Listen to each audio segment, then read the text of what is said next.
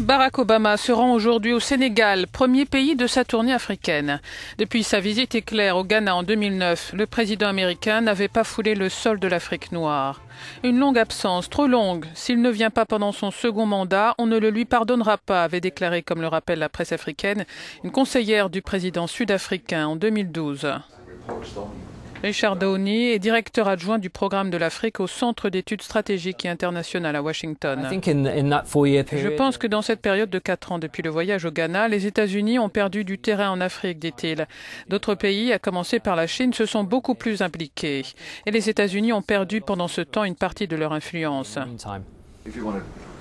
D'ailleurs, c'est à partir de 2009 que la Chine est devenue le premier partenaire commercial de l'Afrique.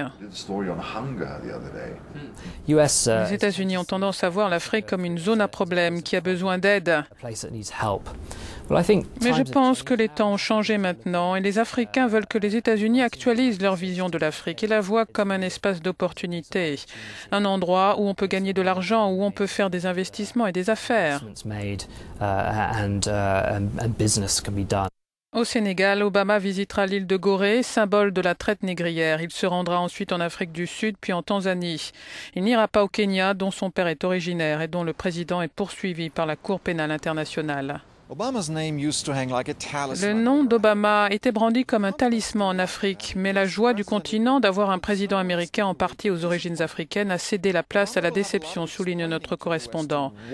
Obama devra longuement expliquer pourquoi son administration n'a jamais développé une stratégie cohérente en Afrique.